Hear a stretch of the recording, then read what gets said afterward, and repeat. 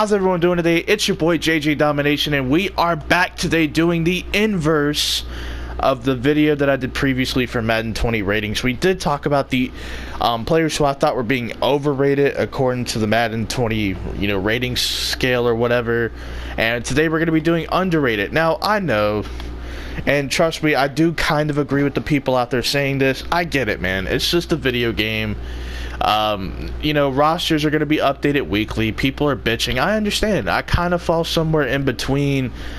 Damn, Madden really messed us up for launch ratings, especially considering how inconsistent it was across the board. But also, it's like, well, if they ball out this season, they're going to be updated appropriately. If not, well, guess what? They're not going to be updated appropriately for that player because he was ass and he's probably going to fall down.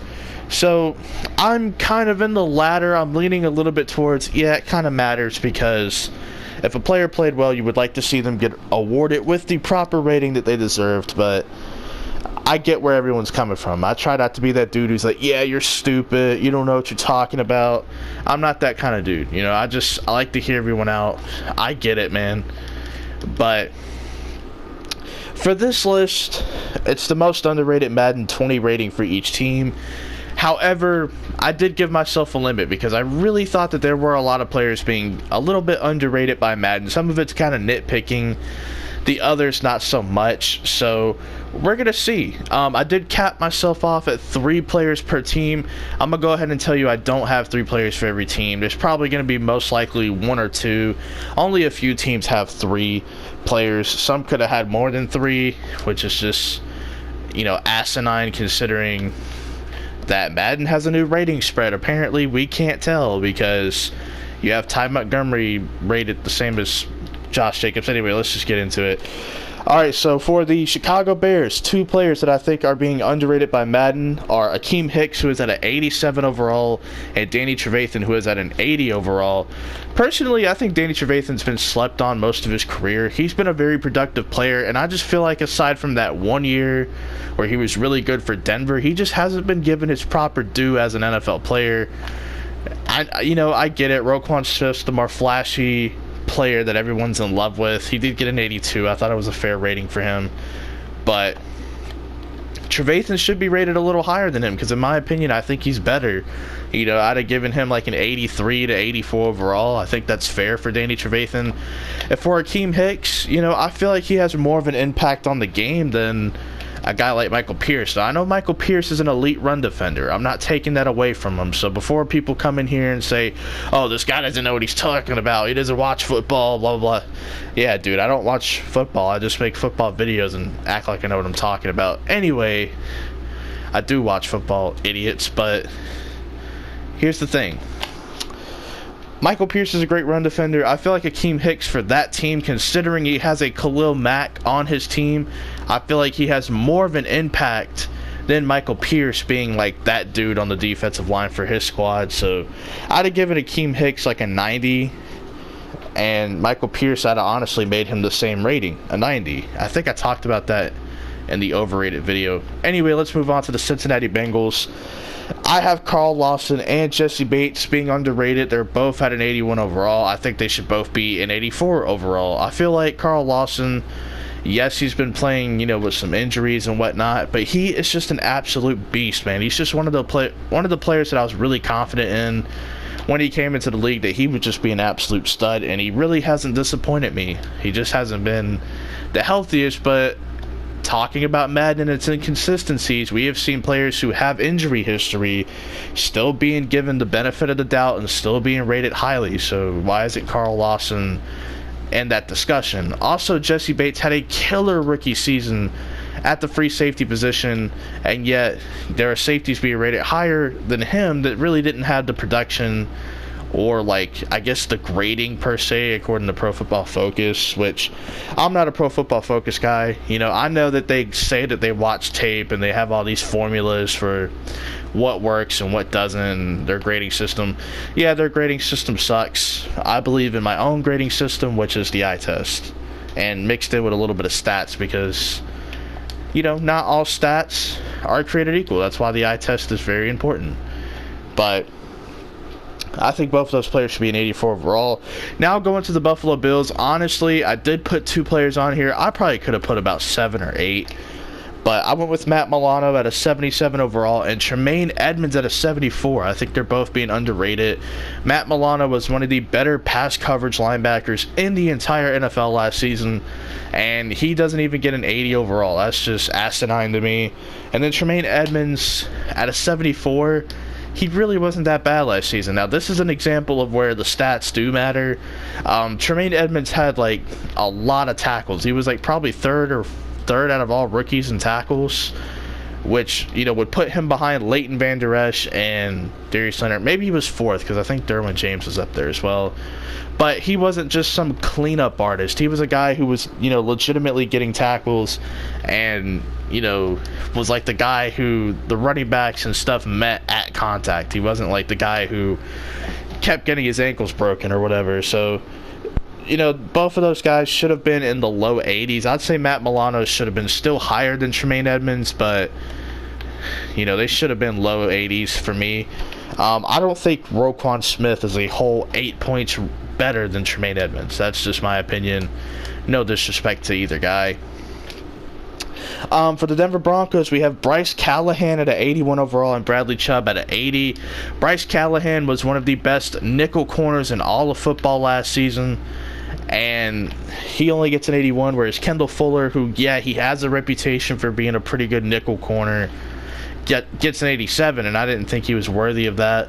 A little too high for me when it came to him. And then Bradley Chubb had one of the more productive seasons, you know, for a rookie edge rusher and just an edge rusher in general, and he just didn't get his due there. Very unfortunate.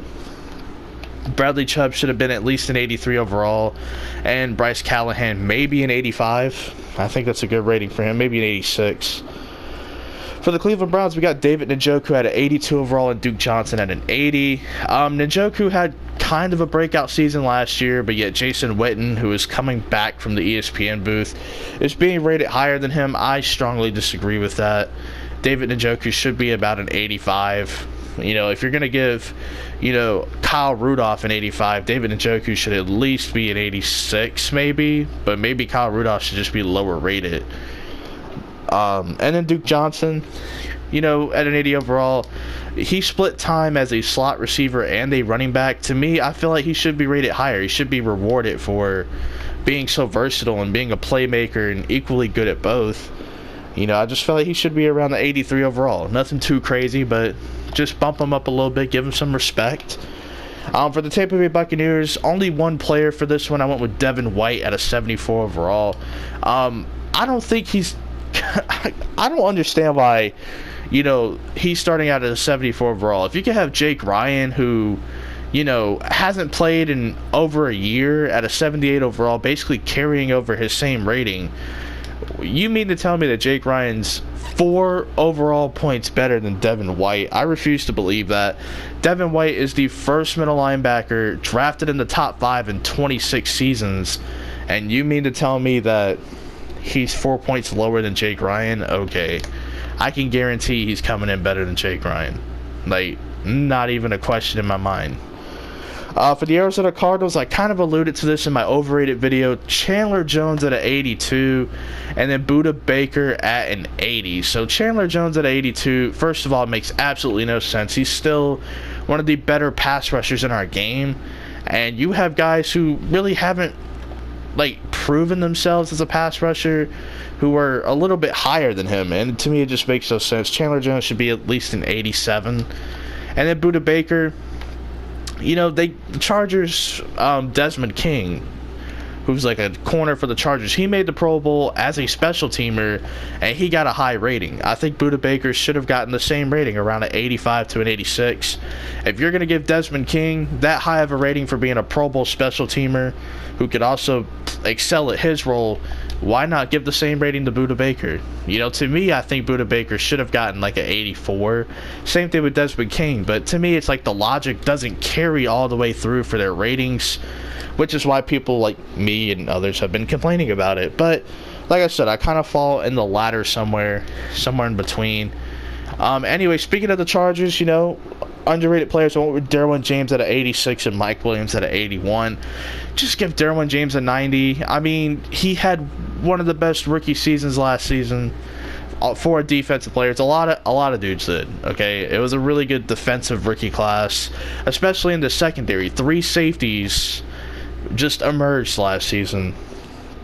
Just give Derwin James a 90. I mean, he's so damn good already.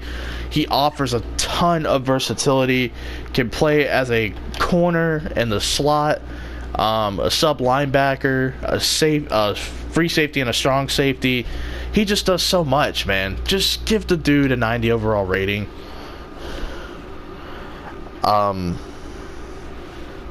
Let's see here. The next team. Hold on just a second. The next team right here, the Kansas City Chiefs. There we go. So for underrated, I have Chris Jones at an 89, Tyrann Mathieu, who is an 87, and Frank Clark, who's an 83 overall. Now, to me, Chris Jones was one of the best pass rushers in all of the NFL last season. I believe he had like 14 sacks, maybe a little bit more. He was just one of the best pass rushers, and he did it as an interior defensive lineman, which is doubly impressive because other than Fletcher Cox and Aaron Donald, you know, he was like that next dude. And then you have guys like, you know, DeForest Buckner and then Grady Jarrett, and then even Kenny Clark a little bit as interior pass rushers. Chris Jones should have been rated higher, man, maybe around the 91 plus. You know, to me, he should have just gotten that nod, man. Put him in the 90 club. And then Tyrann Mathieu at 87. To me, he's one of the most versatile players in the secondary, like, ever. Or not ever, but in today's NFL. He's one of the most versatile secondary players in the NFL today. He should have been like a 90. You know, like, you got players who are one-dimensional who are higher rated than him. I think Tyrann Mathieu should have gotten the nod. And then Frank Clark, he is coming off one of his best seasons ever. He is higher than an 83. This guy should at least be an 86 to an 87. Ain't no way he's this low, you know. For the Indianapolis Colts, I went with 3 players as well. I did talk about how they were fairly rated, and then I went back and did my research, and I found out no, the hell they're not. But we got Eric Ebron at an 86 overall, Darius Leonard at an 84, and then Marlon Mack at an 82. So, Eric Ebron was one of the 4 or 5 best tight ends in football last season, and he only got an 86, whereas guys who haven't been able to stay healthy, like Tyler Eifert, Greg Olsen, Jordan Reed, and hell, even Trey Burton, who I don't even think is, you know, as good compared to a guy like Eric Ebron, got rated higher above him. Ebron had one of the best seasons for a tight end, had a ton of touchdowns as well. So I just feel like he should have gotten the nod, should have been higher rated than him. Darius Leonard won Defensive Rookie of the Year, but you got players like Leighton Vander Esch and Derwin James. Now, don't get me wrong, all those guys are good, but Darius Leonard should be higher rated because he did win Defensive Rookie of the Year. I just feel like it's a nod, you know, for him. He should at least be higher than Leighton Vander Esch. Derwin James, I get. He's a freak of nature, more athletic in an athletic-based game. He should be higher rated than Leighton Vander Esch at least. No disrespect to Leighton Vander Esch. And then Marlon Mack. I kind of understand the 82 rating. I'd have gave him like an 84, maybe an 83. I just feel like he should have been a little bit higher rated compared to some of the guys ahead of him. For the Dallas Cowboys, surprisingly, I did find players who weren't overrated or fairly rated. DeMarcus Lawrence at an 89. I feel like that's underrating him a little bit. The last 2 seasons, he's been very consistent, and he just continues to get more pressures and get better. And for me, he should have been a 90 plus, maybe a 92, you know, along the same rating as a guy like Cameron Jordan. You know, that's where I would have probably rated him. And then Chidobe Awuzie, you know, who's an 80 overall. Now, Byron Jones, I think, is, you know, pretty deserving of his rating. He did have a great season. A lot of that doesn't happen if Chidobe Awuzie isn't doing his job on the other end. That's the other boundary corner. And, you know, so Chidobe Awuzie should be like an 84 plus. Just my opinion. For the Miami Dolphins, I could have put more players on this list. I only kept it at 2, though. I went with Xavier Howard, who's an 83 overall, and Raekwon McMillan, who's a 74. Raekwon McMillan, to me, had a pretty good year last season. Those linebackers really did take me by surprise. The linebacking core, I should say, because 2 years ago when they had like Koa Misi and Kiko Alonso and like Neville Hewitt or whatever, I just shit on that linebacking core. The last 2 years, man, they have made strides to get better, and a lot of those guys are starting to prove themselves, man. Raekwon McMillan should be at least a 78 plus. I thought he was pretty good last season. And then you got Xavier Howard, who is coming off one of the best seasons, you know, for a defensive back, period, in terms of interceptions and creating takeaways. And he only gets an 83 overall.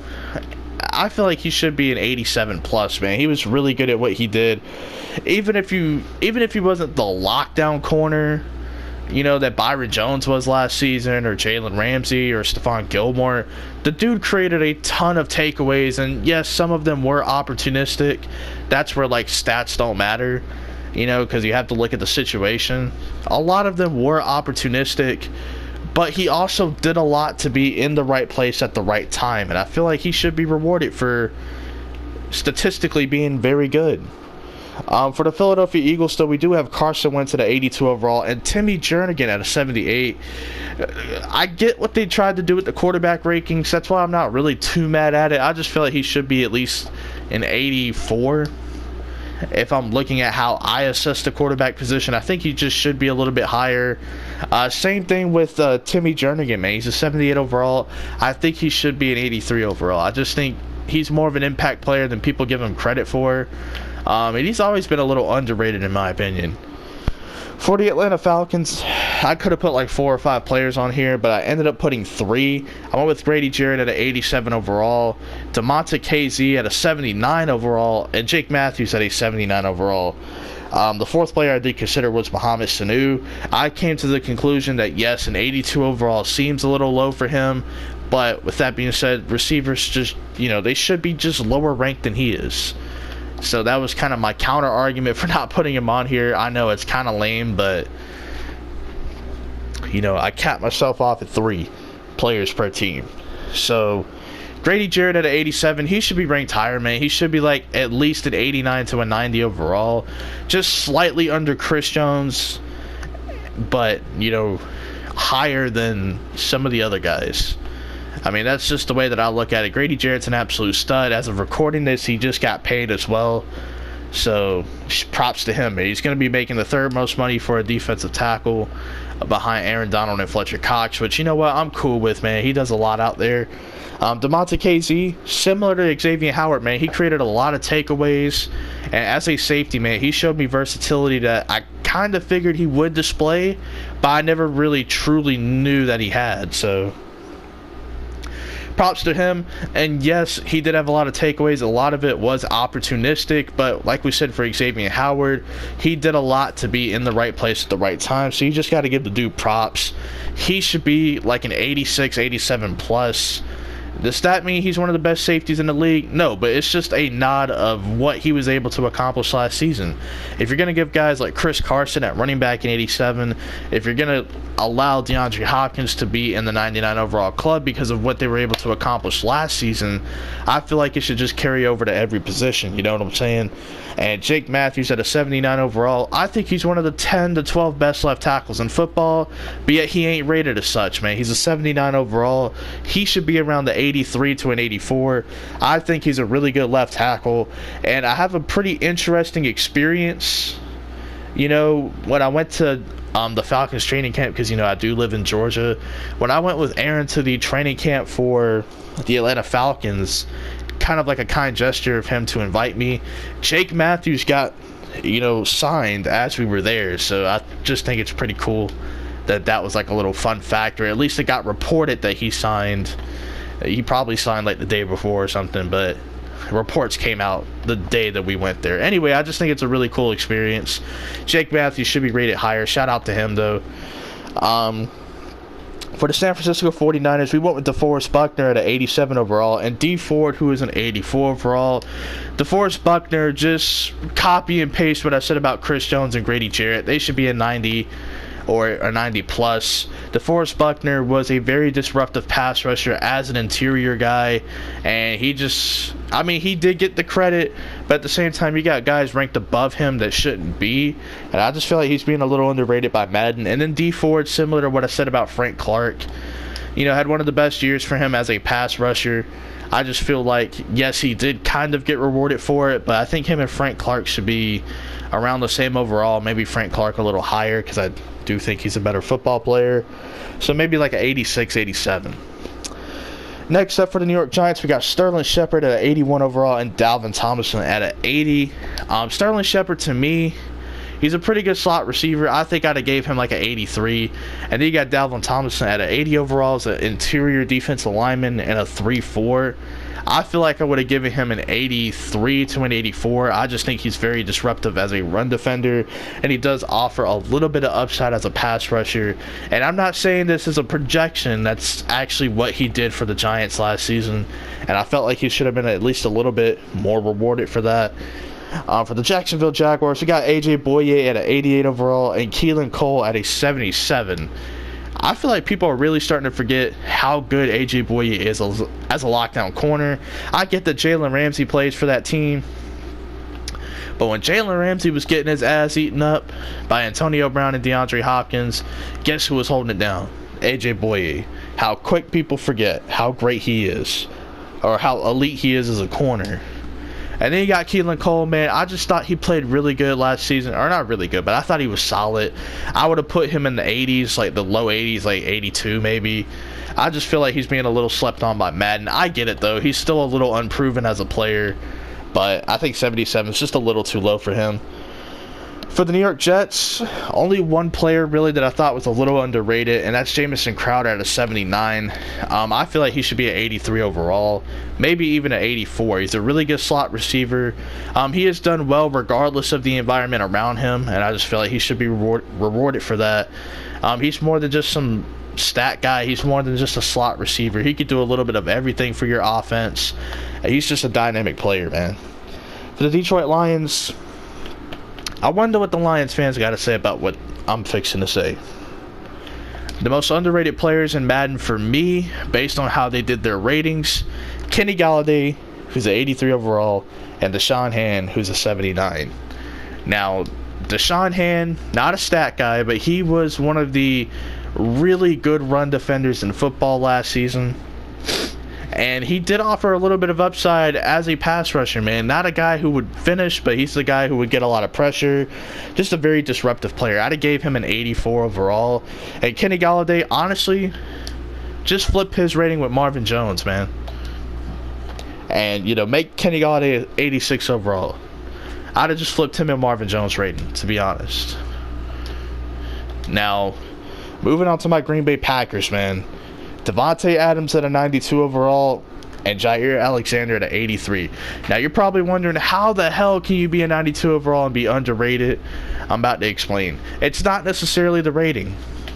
It's more of where he's ranked amongst the group. And you're probably like, well, why didn't you put Aaron Rodgers in here? I think it's fair. I think his rating is fair, actually. He didn't have the greatest statistical season, blah, blah, blah, whatever. But I just feel like it's fair. Now, for Devontae Adams, man, he has played like a top 5 receiver, but yet he's like the 9th or 10th ranked receiver in the game. I'm going to call bullshit on that, man, because honestly, he has been balling out like a top 5 receiver. If anything, him and Michael Thomas should have the same rating, because if you really compare numbers and watch both of those guys play, Devontae is just slightly better, if not on the same level as a Michael Thomas. Devontae definitely has him beat by touchdowns. He had fewer receptions, but more yards and more yards per reception than Michael Thomas. And I watched both of these guys play, and I'm going to be honest, man, Devontae Adams probably a little bit more impactful than Michael Thomas. If you disagree, whatever. I'm not going to say, oh, you don't watch football, but that's just my opinion, man. I'm sticking to it. And I think he's better than both of the Vikings receivers. No disrespect to either one of them, Adam Thielen and Stephon Diggs, because they're very good. To me, I just feel like where he's ranked amongst the competition, is more of the concern than his rating. I think 92 is a good rating. And then for Jair Alexander, kind of a nitpicking one. I just think he should be at 85. I think he should be higher rated. That's about it. Just more of a nitpicking one because I thought he had a great season. For the Carolina Panthers, man, it's a little tricky to find one. I went with Darrell Williams. He's a 79 overall. I think he's a good player. It sucks that he had to take basically, which was a one-year prove-it deal. I think he's a pretty good right tackle. I'd have gave him like an 83 overall. I think he's solid. Should have just been rated higher. I think he's a pretty good player out there for Carolina on the right side of that offensive line. For the New England Patriots, believe it or not, they do have players that are underrated. I went with Dante Hightower, who is a 83 overall, and then I went with Kyle Van Noy, who is a 77. Now, Hightower, man, I feel like he should have been an 85 or 86, man. He is just the glue that holds this defense together. And I thought Kyle Van Noy had a pretty good year last year. It was pretty damn good in doses. I feel like he should have been around the 81 to an 82. I just think both of those guys were very good for their team last season, and they didn't get the proper rating per se. For the Oakland Raiders, man, Maurice Hurst at a 78 overall. I think he should be higher. And Josh Jacobs, man, who is a 74 overall. Talk about an absolute crime. And I get it. He's unproven. He hasn't played a single down in the NFL. Well, we'll get to that here in a second. Maurice Hurst, man, I thought he was the best D lineman for the Oakland Raiders last season. Now, I know Raiders fans are going to be like, you know, they might say he was, maybe he wasn't. In my opinion, based on what I've seen, he was. And I don't really think it's up for debate. Pretty good pass rusher from the interior, really good as a run defender.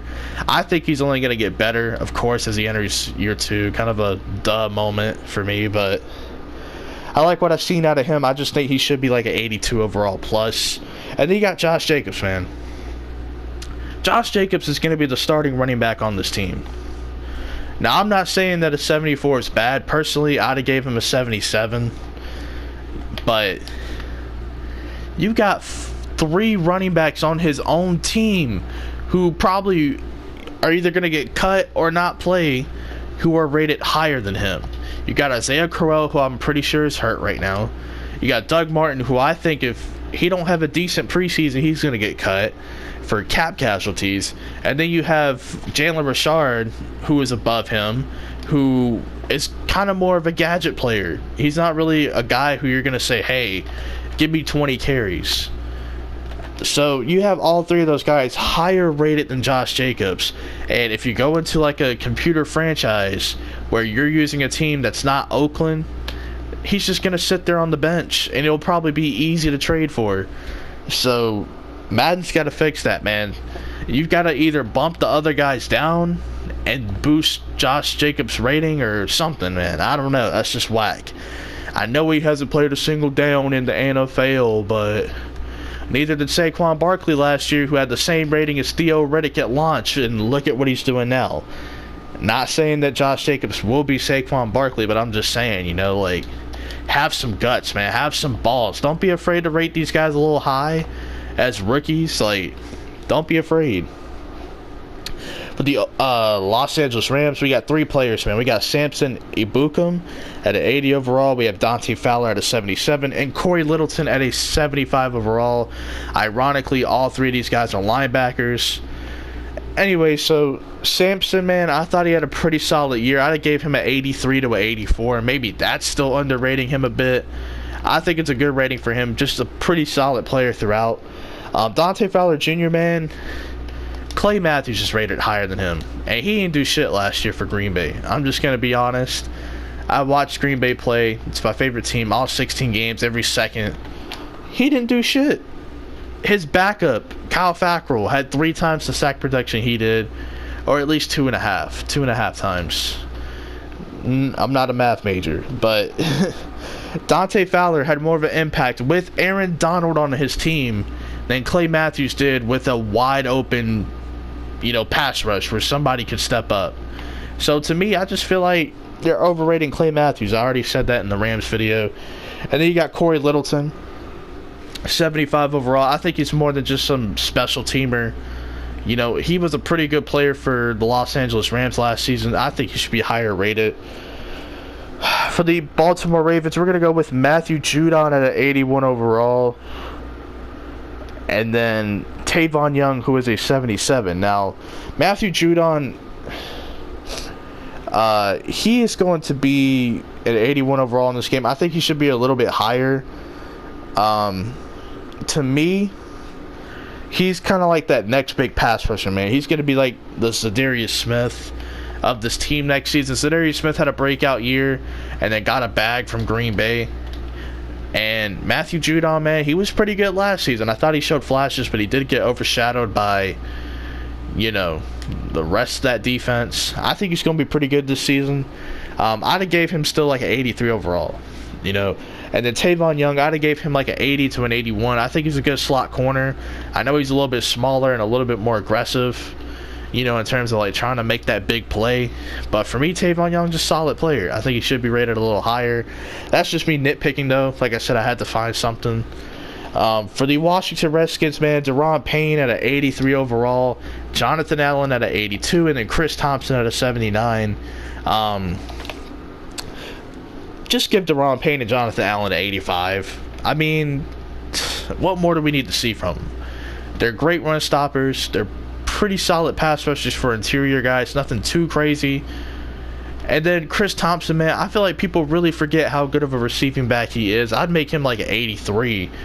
I mean, he ain't that bad, man. I mean, what's really separating him from a guy like Theo Riddick? He's better than Theo Riddick, man. More production. Better route runner. Well, actually, that's subjective. I think Theo Riddick might be better route runner. But you get what I'm saying, man. He's just a better player. And then for the New Orleans Saints, you got Alvin Kamara at a 90 overall and Jared Cook at an 87. Once again, nitpicking. I think Kamara, it's more about where he's ranked amongst the running backs compared to the actual rating. You got Melvin Gordon ahead of him. I know, here I go, shitting on Melvin Gordon again. But, Melvin Gordon ain't really...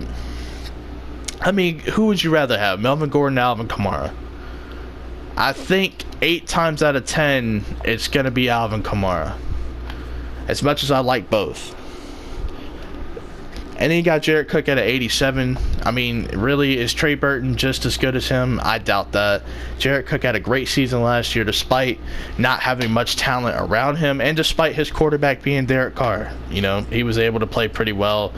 Yeah, I can hear Raider fans now saying, oh, the disrespect for Derek Carr is real. Well, he hasn't done anything since that one MVP caliber year. Now to the Seattle Seahawks, man. We got Jaron Reed at his 81 overall and Poona Ford at a 71 overall. I thought Poona Ford was a pretty, good player for the Seahawks, man. An undrafted player. And I'm not going to sit here and act like I was some big fan of him. I never heard of the dude until he was signed. And I didn't know much about him. You know what I'm saying? It's just a good sign of an undrafted player turning out to be good. It's something that you want to see if you're a fan of that team. And what do you know? It panned out. I think he should be like a 76 or a 77. I thought he was pretty solid last season as a run defender. And then Jaron Reed, I'd make him like an 83. That's just me nitpicking. For the Pittsburgh Steelers, man, I got Cameron Hayward at an 86 overall, James Conner at an 83, and TJ Watt at an 82. To me, all of those guys are being underrated slightly. Cam Hayward, it's the same thing for Akeem Hicks. He's basically the Akeem Hicks of the AFC, or Akeem Hicks is the Cam Hayward of the NFC. But, those are two guys, man, they should be like a 90-plus for what they do for their respective defense. James Conner, man, if you're going to reward Chris Carson for being a productive running back from last season, I think you should reward James Conner, man. You should give him the same rating that Chris Carson has. It's ridiculous, man. The inconsistency of Madden. And then TJ Watt, I'd give him like an 85 overall. I thought he was a pretty good pass rusher last season. Not that the Pro Bowl matters, but he was just pretty productive. I think he's a solid player for the Pittsburgh Steelers. Bright future for him, of course, being related to the one and only J.J. Watt. And he's been a solid player. Really good player up to this point in his career. For the Houston Texans, one player that I could think of, man, Deshaun Watson at an 82. Similar to what I said about Carson Wentz. I understand what they're trying to do with the quarterback ratings. I don't hate them. But I feel like, I know this is going to be a hot take. Here we go. I think Not Cam Newton, excuse me. I think Carson Wentz and Deshaun Watson should be rated higher than Jared Goff. Goff struggles to throw under pressure. What are those two quarterbacks good at? Throwing under pressure. I'm not saying that's the sole reason they should be higher than those guys, but it is an athletic-based game after all, and I think they can make better throws than Goff. I'm sorry. I've seen it. I know Goff throws a good football, but I've seen enough from all three of these quarterbacks to know that they're better than Jared Goff. If you know, from a talent perspective, and even as just being a quarterback, you know, like, it's just my opinion. Take it for what it is. For the Tennessee Titans, man, we got Corey Davis at an 82 overall and Taylor Lewan at an 81. Taylor Lewan is still one of the best tackles in football. I don't think he retired or regressed that badly. He should be like an 87 plus, man. He's still one of the best tackles in the game. What do you mean he's an 81?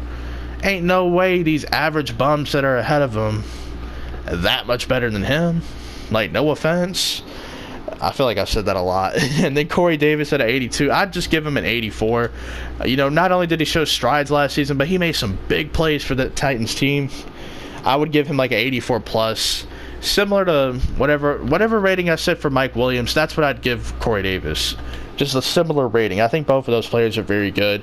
And finally, the Minnesota Vikings, man. We got Danielle Hunter at an 86, Xavier Rhodes at an 86, and Anthony Barr at an 82.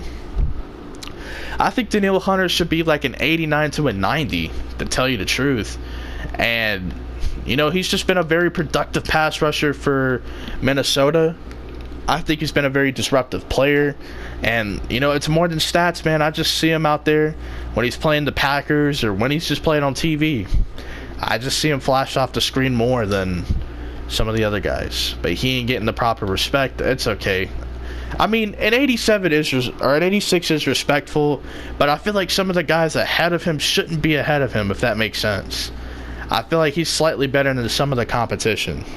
And then you got Xavier Rhodes. For me, like, an 86 is kind of okay. I'd have gave him like an 88, to tell you the truth.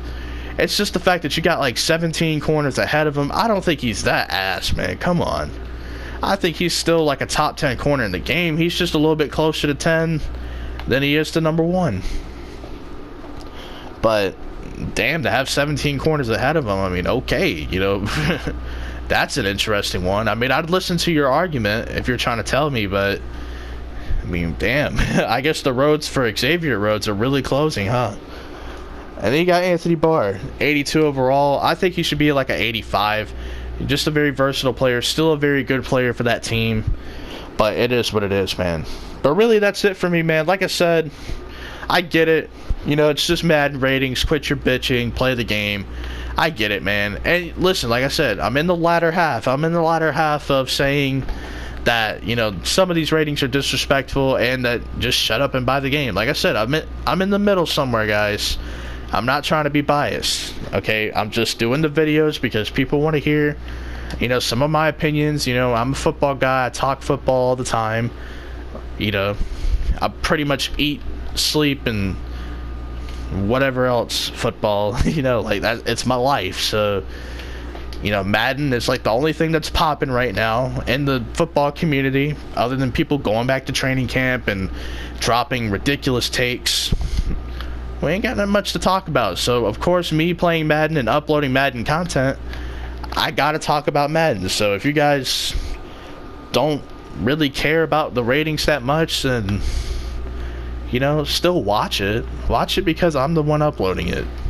You know what I'm saying? Like, just watch it. Hopefully you guys enjoy, man. If there are some players that I didn't mention or talk about who you think are being slept on by Madden, and probably me because I didn't bring them up, you know, me being a foolish idiot, let me know down in the comment section, man. If you disagree with me thinking that a player is underrated and you're like, nah, he's actually overrated, let me know down in the comment section, because it's okay to have a different opinion. Anyway, guys, I'll talk to you guys later, man. Peace out.